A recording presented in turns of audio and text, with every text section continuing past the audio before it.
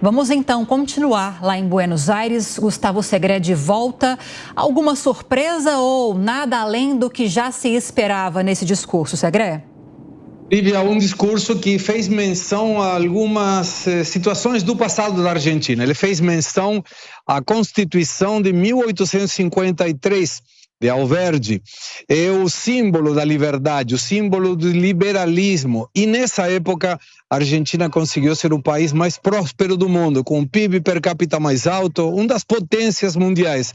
Até que começou a degringolar a partir de 1940, quando começa, nessa época, o peronismo na Argentina. Um fato curioso relacionado com o discurso.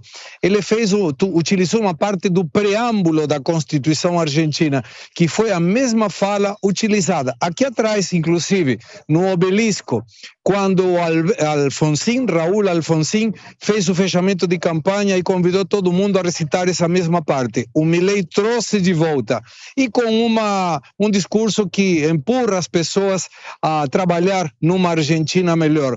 Um dado curioso que não apareceu, obviamente, no discurso, e se algumas imagens tomaram a maneira em que a Cristina Fernández, ex-presidente e agora ex-vice-presidente, entrando no Congresso, ele fez aquele gestinho com o dedo do meio e foi muito mal visto pelos argentinos e, logicamente, pela imprensa internacional. E um dado não menor, a partir de agora, todos os ministros, o presidente e a vice-presidente, deixam de ter foro privilegiado. Lembrando que a ex-presidente Cristina Fernández já tem sentença a 6 anos de prisão por corrupção.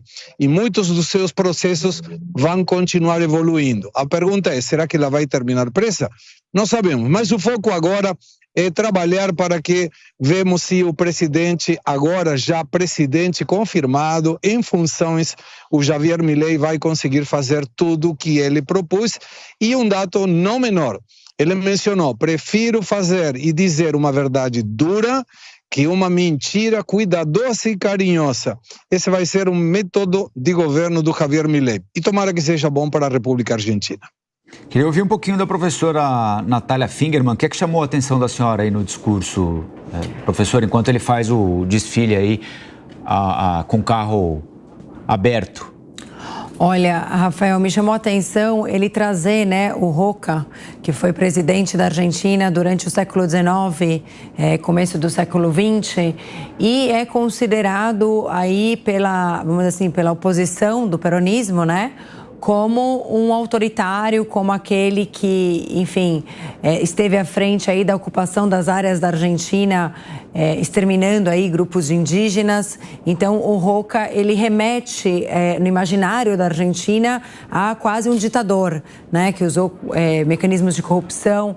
Então, isso foi uma coisa que me chamou a atenção. E essa ideia, né, de resgatar uma Argentina do século XIX, a gente teve essa ideia também aqui sendo criada sobre a monarquia, né, o período áureo da Argentina sendo aquele período do século XIX e um apagamento da ideia do peronismo.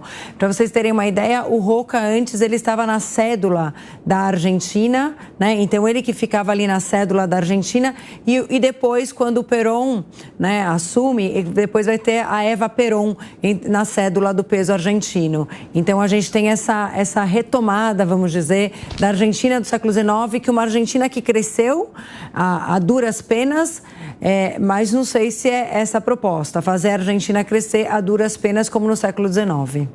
Segré?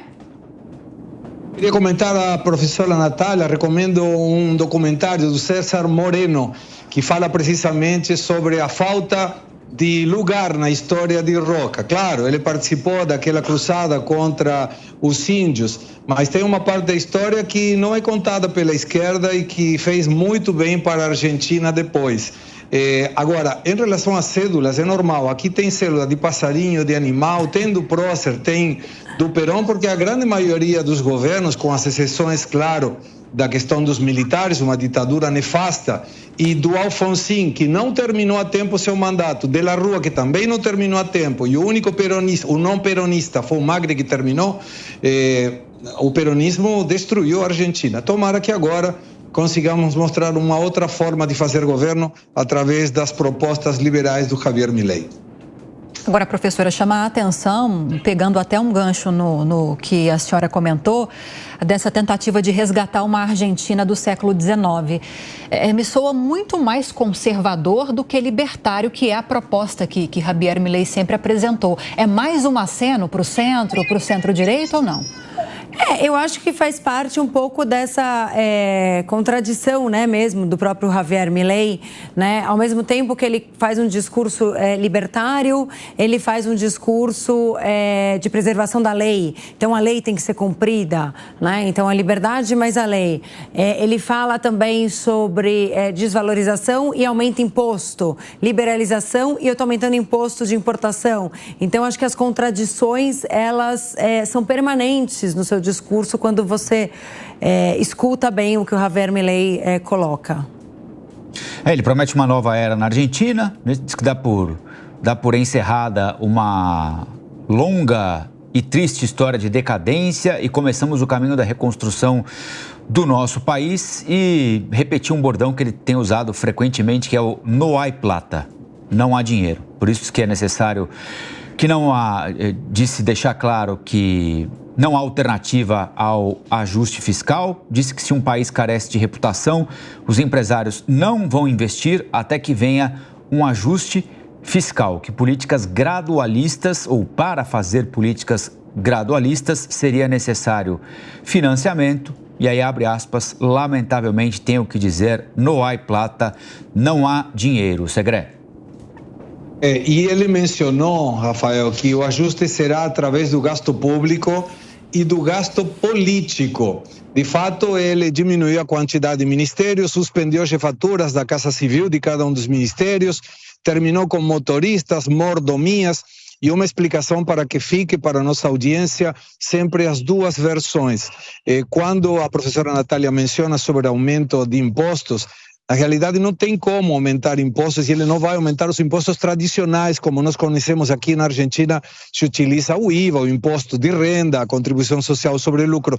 Esses não serão aumentados. O fato é que a importação hoje está regulamentada por um dólar artificial de 400 pesos quando a economia está em 1.000. O que o Javier Milei está propondo? Aumentar esse imposto país, que é uma retenção para os importadores somente, não é para a economia geral, e esses impostos serão trasladados para colocar o dólar no começo da sua gestão equiparado com o dólar da economia, de 1.000 pesos. Então, os 400 pesos de hoje, mais uma desvalorização que deve ser feita amanhã, junto com o imposto país, deixaria o produto importado em igualdade de condições com o produto nacional. É uma maneira de proteger a indústria nacional e o emprego argentino sem aumentar os impostos conforme a regulamentação que os liberais têm.